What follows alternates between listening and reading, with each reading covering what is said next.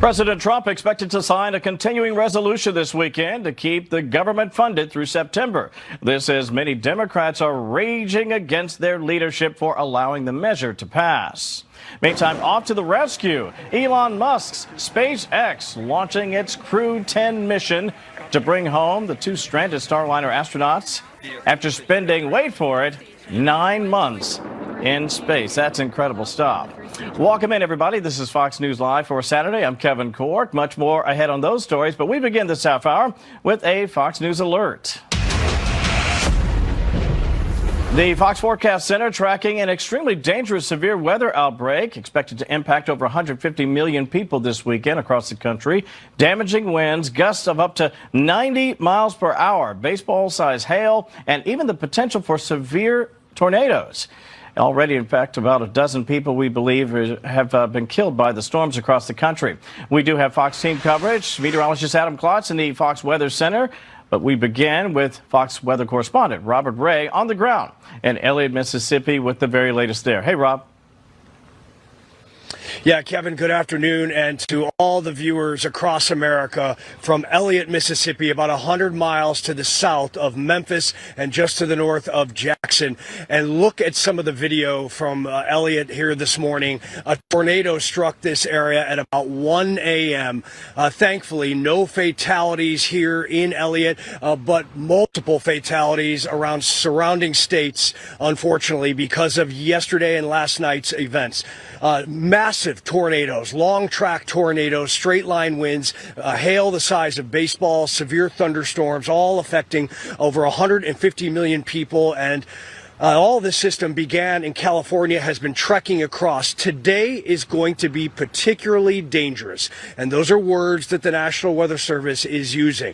This is not something that they put out lightly. In fact, in the past 10 years, 3 times, we've had a potential outbreak like this, and we are just beginning, unfortunately. And Alabama, Louisiana, Mississippi, where we're at, as the storm treks into the Atlanta area, and then the Mid-Atlantic and Northeast, all should be prepared.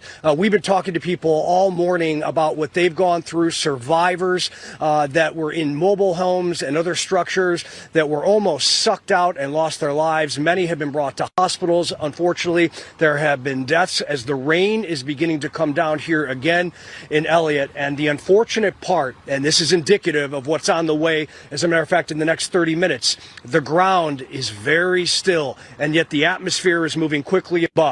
We are in a particularly dangerous situation with cells on the way back into this area. And as soon as we're done with this live shot, Kevin, we are going to head south into a safer zone, not north, because that area at this point is going to be surrounded by severe thunderstorms and possible tornadoes. A day that likely will go down in history, and certainly for the people here that found themselves survived and alive inside all of this debris, their homes. They are very, very lucky. And for those that have lost their lives, people are mourning and in shock right now across multiple states. Kevin? As someone who grew up in Tornado Alley, I certainly can appreciate the danger there. Robert, be safe, get out of harm's way. And again, thank you so much for your report. Let's turn now to our Fox Weather Center. That's where we find Adam Klotz with what more to expect from the storm. Adam, this looks like it could be pretty bad. Yeah, it definitely is, Kevin. Deadly yesterday. It could be even worse today. We're waiting for a line, and if we've actually seen a line of storms begin to line up here, it's going to be marching largely across the southeast. This is where the most dangerous weather is, and this is that line we're currently watching. This will ultimately sweep all the way across the southeast. But what you're looking at here in those yellow boxes are big severe thunderstorms. Any red boxes are tornado warnings. It means that the radar is indicating perhaps there's a tornado. And then we have confirmed tornadoes, the purple boxes. This is a confirmed tornado right now. It has been running on the ground for quite some time. When you get this tag that says considerable, that's from the National Weather Service. That means this is a big, strong tornado. If you're downwind of this, it's certainly something you're going to pay attention to. But this entire line has the potential to spin up storms like this, and we expect it to only get worse as we go into the afternoon hours. A tornado watch is currently in place for portions of Louisiana and Mississippi. But again, it is going to continue to kind of fill in as we head off towards the east, as we have all day to do this. Now, the problem is a little bit later in the day, there's a little bit more daytime heating, and then suddenly you kind of ramp up the risk of weather, right? Because it gets a little bit more unstable. Kevin, I'll leave you with this map, though. This 5, this pink color right here, we rarely see it. You rarely get a forecast that is the worst on the severe weather threat. That's what we have today. So we're going to be all over it throughout the rest of the day. I know you will. Adam Klotz for us in the Fox Weather Center. Adam, back to you as the news warns. Thank you so much. Meantime, President Trump speaking last night on what he calls the wrongs and the abuses committed by the Biden-era DOJ. Now, this comes as his administration is expressing cautious optimism about a possible ceasefire in Ukraine. Correspondent Matt Finn joining us from West Palm Beach with the very latest from there. Hey, Matty. Hi, Kevin. President Trump's hour-long speech inside of the Department of Justice yesterday was one for the history books. Our David Spunt reports that President Trump says he was given the offer and kind of weighed whether or not he wanted to talk. He was trying to decide whether it's appropriate. But the president says ultimately he felt he had to give that speech. Our predecessors turned this Department of Justice into the Department of Injustice. But I stand before you today to declare that those days are over and they are never going to come back.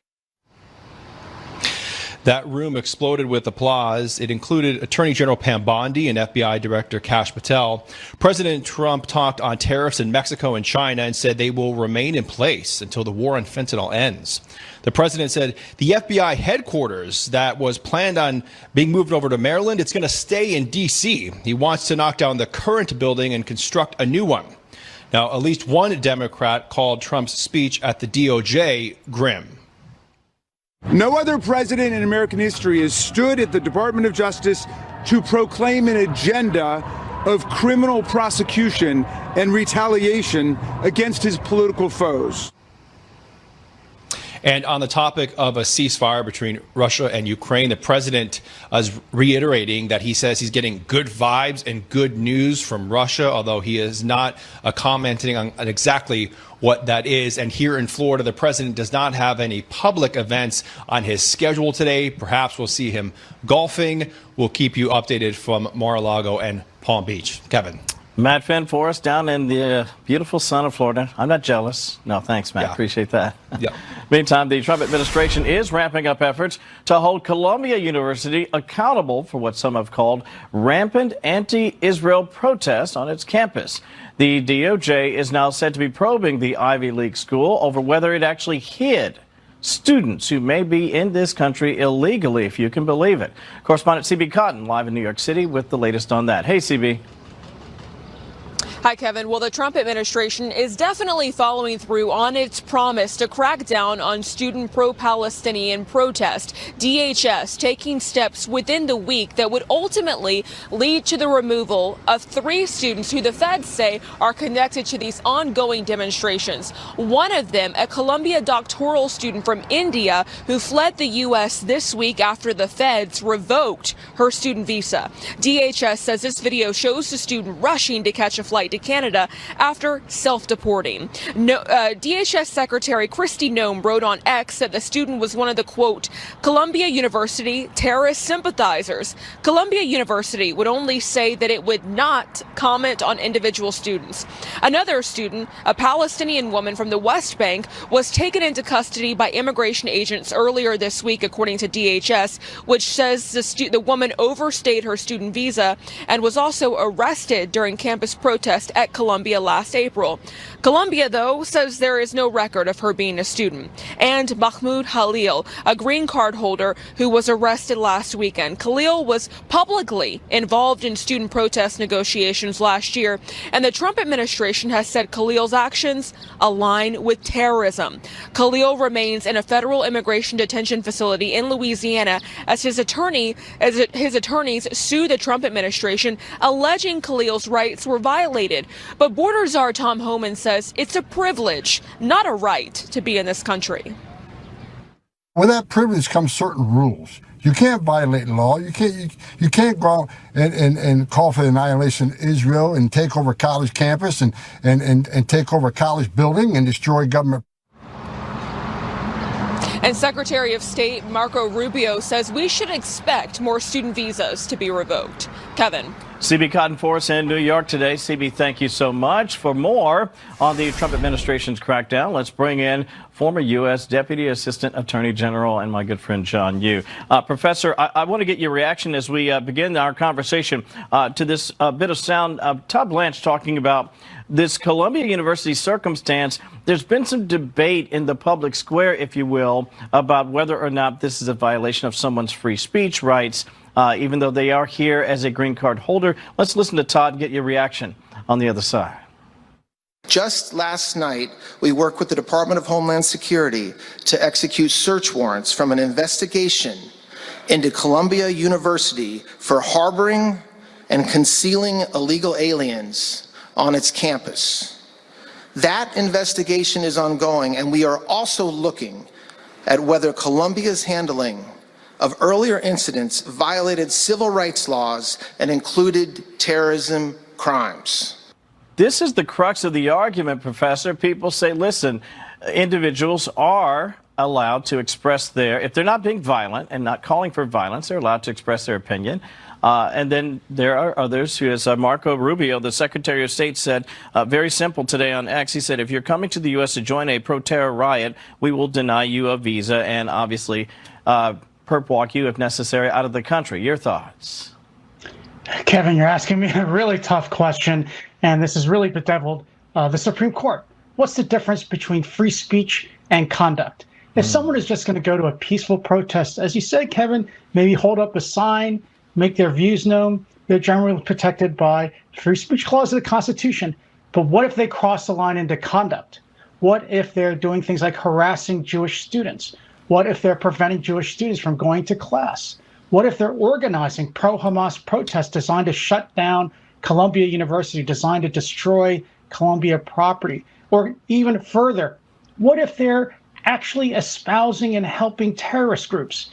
Then the law says that the government can't intervene. The government does not have to allow people to pretend they're hiding behind free speech to actually engage in conduct that harms other people, that actually advances and espouses terrorism, that actually hurts the national security and the foreign policy of the United States. There, the Supreme Court has said, our immigration laws say an alien does not have the right to stay in the country to commit those kinds of harms. See, and that's the crux of the issue. A lot of people don't realize there are different rules, whether or not you're a citizen, or in this case, if you're an alien who is here on a green card or other circumstance. I would be remiss, Professor, if I didn't ask you about watching the president over at DOJ. Given what he has been through over the last several years, for me, it was astonishing just to watch. It was must-see theater here on Fox. I want to share just a quick soundbite from him and then get your thoughts on what you saw yesterday and how it all played out. We're turning the page on 4 long years of corruption, weaponization, and surrender to violent criminals, and we're restoring fair, equal, and impartial justice under the constitutional rule of law. And you're the people that are doing it. I'm very, very proud of all of you. Under the Trump administration, the DOJ and the FBI will once again become the premier crime-fighting agencies on the face of the earth. I know, given your experience, you have a great affection and respect for what the DOJ is tasked with doing, but it was an extraordinary moment. What did you think? Kevin, you're exactly right. I have a great respect for the Justice Department. I've been in that room where President Trump was speaking. It would normally be unprecedented, a breaking of norms for a president to come into the Justice Department and give a speech like that. People in Washington, D.C. are wringing their hands about it. But what they forget is that it wasn't Trump that broke the norms. It was the Justice Department and the FBI that turned the power of prosecution for the first time to try to drive a former president and the major opposition party candidate for president out of the election. That broke over 2 centuries of norms in our country. So unfortunately, I think President Trump has to go in to that very stage where prosecutors were saying they were going to throw him in jail just 2 years ago. He has to go in there and say, that can never happen again. That's the most important thing that President Trump can do for the Justice Department, is to get it out of politics, restore its reputation for neutrality. You know, I watched carefully, I listened carefully, obviously the AG and the FBI director as well. Big times are changing over there at the FBI and over DOJ, broadly speaking. Professor John Yoo, thank you so much, my friend. Have a great weekend. We'll see you again soon. You too, Kevin. Great to see you. You too. The SpaceX mission is underway to bring back a pair of stranded Starliner astronauts. We're going to take you live to the Kennedy Space Center next. After the hour, happening in just hours, a SpaceX capsule with 4 crew members will dock with the International Space Station, bringing 2 astronauts who've been stuck there for 9 months a bit closer to finally returning home. It's been an awful long time. Senior correspondent Jonathan Seri, live at the Kennedy Space Center in Florida with the latest on that. Hey, my friend. Hi there, Kevin. It has been a minute indeed. Those 4 crew members spent the night in a SpaceX Dragon capsule as it orbits the Earth at more than 17,000 miles an hour, scheduled to dock with the International Space Station around 11:30 tonight. Take a look at last night's launch. It was amazing. They took off Friday evening atop a SpaceX Falcon 9 rocket from Kennedy Space Center's historic Launch Pad 39A. Incidentally, the same launch pad that was used for the Apollo 11 mission, which sent the first humans to land on the moon back in 1969. The current mission is operating much closer to home, a crew rotation in low Earth orbit on the International Space Station that will allow 4 members of the previous mission to return to Earth, including NASA astronauts Butch Wilmore and Sonny Williams, who've been working on that space station since June when their Boeing Starliner spacecraft experienced intermittent thruster problems. With Butch and Sonny safe aboard the ISS, NASA leaders decided it was unnecessary to spend taxpayer money on a rescue mission and instead reassign them to a full duration mission aboard the orbiting laboratory. When asked about President Trump blaming the Biden administration for keeping them up so long, NASA officials emphasized their space agency is nonpartisan, but that they appreciate the interest. Our presidents always care a lot about what happens at NASA, and it's great to see that trend continue with our current president. He injects a lot of energy into our thought processes, and that's been helpful for us. And NASA officials say there is a possibility Butch and Sonny could splash down as early as Wednesday. Kevin, it all depends on weather conditions at the multiple splashdown sites off the Gulf Coast of Florida. Real quick, Jonathan, I know you and I have had the great fortune of covering space flights here just over so many years. I'm just curious, what's it like for you watching what for me is an absolute remarkable time in our history? Yeah, the cadence, the frequency of these launches is amazing, but it's also nostalgic. I'm standing next to the Vehicle Assembly Building, the VAB, that giant hangar where they assemble the rockets. They completed that building when I was a baby, and so it brings back memories of watching the Apollo program on TV as a kid. Yeah, I know you ate that peanut butter. Remember the little space treats? I ate all that stuff. I had the lunchbox too. I know you did. We're dating ourselves. I'll stop. Yes, Tang. I drank Tang. And drank orange Tang. I remember that stuff too. Jonathan Seri for us today. Thank you, buddy. Appreciate that.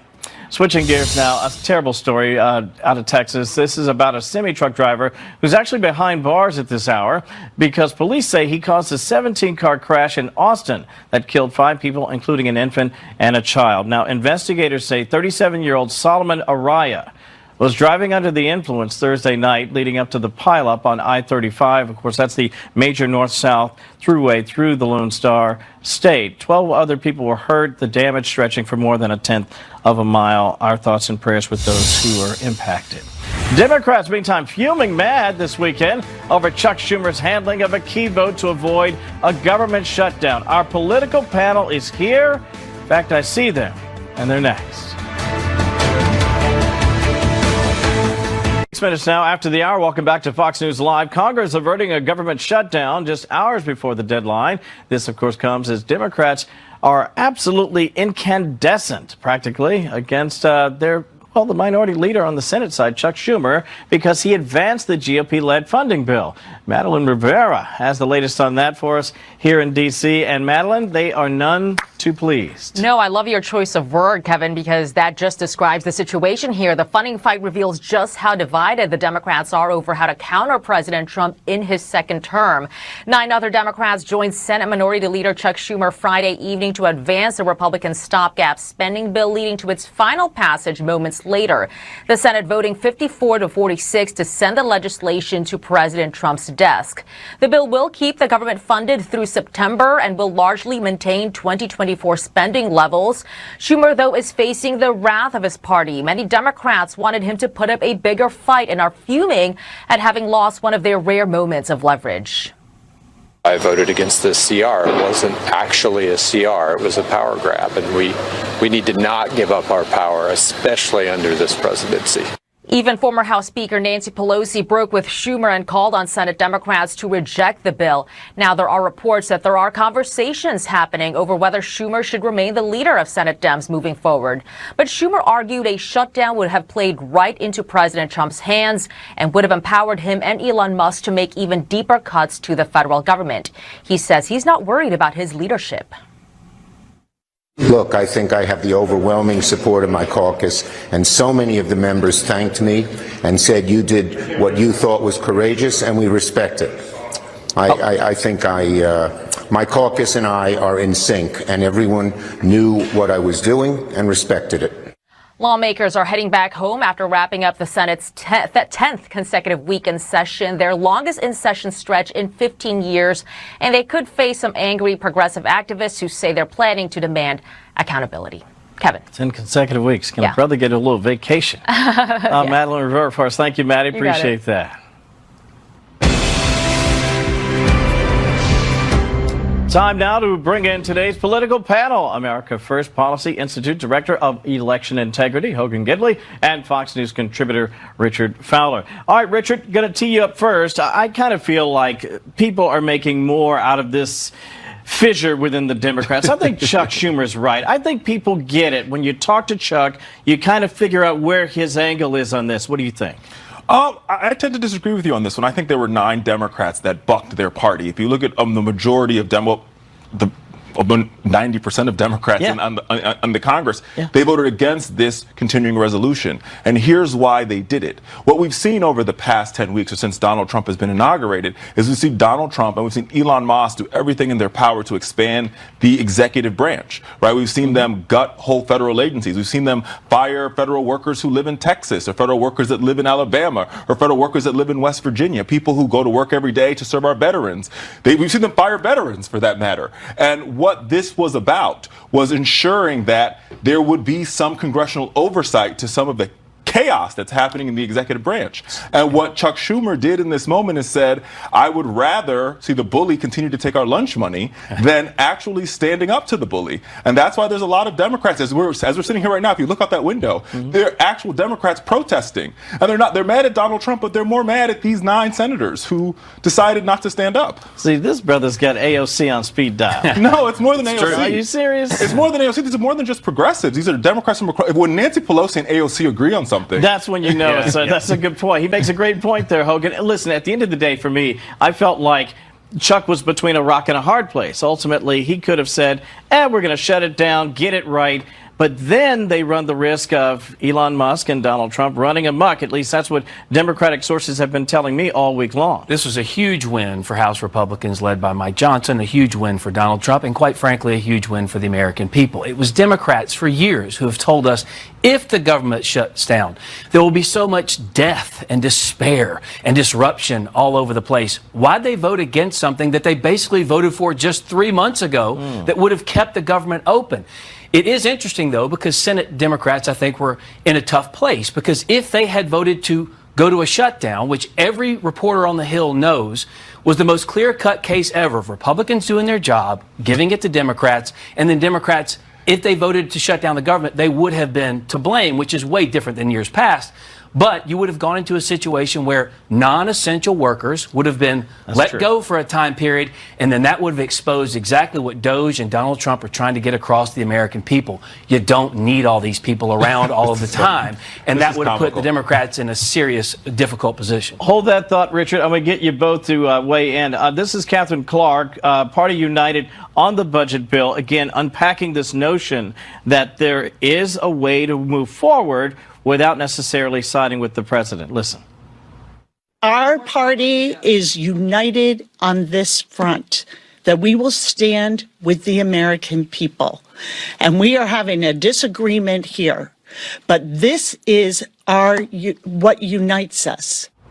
See, I don't mind a little fight. I don't mind a little back and forth. I know your party doesn't mind one either, but in this case, they seem to be particularly exercised more than usual. When Hogan says that this is a win for the American people, I'm not sure if that's comical or it's tragic. And here's why I say that. When you see some of the cuts that have been made by President Donald Trump, cuts to the Department of Education, cuts to the programs that help students with disabilities, right, when they fire 1,300 workers in the middle of the night. When you see them make cuts to the Veteran Affairs Department and they lay off people that work at the suicide hotline that make sure the veterans don't decide to take their lives, right? When you see them fire a IRS office in rural West Virginia that's keeping a city afloat, and they say these people don't matter, these workers are ineffective or inefficient. But with shutting I'm not sure if that's comical or if that's tragic. But these are people that are working every day for the American people. They're not paper pushers. These are experts that have dedicated their lives to public service and to the American people. But what I'm asking is, would shutting down the government had made a difference in all that? Because in this circumstance,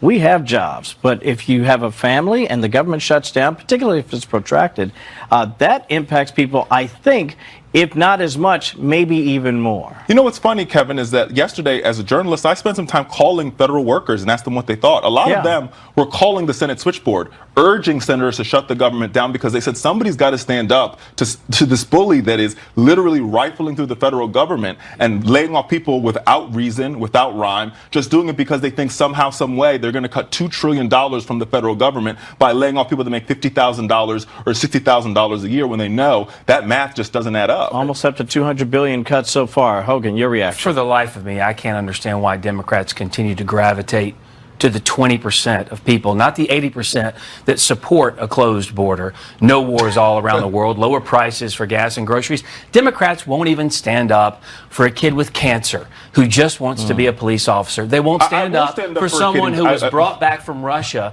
as a hostage. Here you go. They'll stand up for these ridiculous. I will stand up for a kid with cancer, and I will fight to ensure that the National Institute of Health has enough money to continue funding cancer research for children, which may I add, grants that Donald Trump and Elon Musk have cut. Again, Democrats used to be for. I am for it. For sane, rational, responsible federal government. And clearly, they are advocating for, on the record, in support of fraud, waste, and abuse in our government. I can't understand the fraud, politically the waste, and abuse, and let's go cut it. We do but it cutting every 1,300 people from the every Department of single day. Education just because you feel like it's a good idea.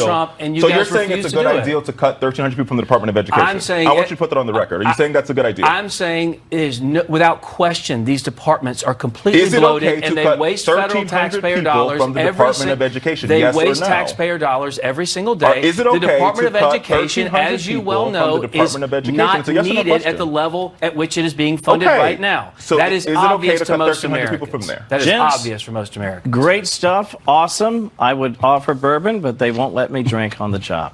Hogan, Richard, thank you much. Good to see you, Kevin. Good stuff. Going to have those guys back. Meantime, we are tracking extreme weather at this hour as it breaks out across the country and has been throughout the weekend. Parts of the American South at high risk for seeing life-threatening storms, and obviously that is of great concern, and that is where we find Fox Weather's Brandy Campbell. She's in Birmingham, Alabama. Hi, my friend. Hey, Kevin, here in Birmingham, we are in the hot spot. We have a 5 out of 5 level when it comes to the level of severe weather we could experience here going into the overnight hours. But it states from Louisiana, even going east to us in Georgia, even Florida and north of us to Tennessee included in that threat area. Now I want to show you guys a little bit of what has already happened in the region, as we could see some long track tornadoes, and we've seen multiple tornadoes impacting states yesterday. Since Friday, we've had 13 deaths confirmed, 10 of those occurring in Missouri. In Missouri State, the Highway Patrol posted to social media. They, along with local agencies, are working to help those in need and assess damage, also urging people to stay away from debris-filled areas and be aware of downed power lines. 3 of those 13 deaths also happened in Arkansas, where 16 counties have reported damage to state emergency management. Those areas also reporting damage to homes, businesses, downed trees, and power lines. Now here in Birmingham, I have met residents and even visitors getting their take on how they're feeling ahead of the storms coming in tonight. Nervous. I've been in a tornado before in the 4th grade, so I'm not looking forward to what's coming. But we came from the south just to come up to this bad weather up north. I know where the stairwell is in the building that we're staying. So I will be there whether they come with me or not. All right, and one thing emergency managers are telling me, they want people to have a plan in place. Know where you will go if there is a tornado watch, which could obviously lead to a tornado warning in your area. Also, make sure you have things with you like shoes. So if there is damage in your area, your feet are protected. Have snacks, important documents, all of those things on hand as this event continues, not just through Saturday night, but even Sunday as it continues to the East Coast. Kevin, back to you. Brandy Campbell for us in Alabama. Brandy, be safe. Thank you so much. President Trump praising ceasefire proposed talks with Russian President Vladimir Putin. That story, much more as we continue here on Fox News Live, 38 minutes after the hour. Back after this.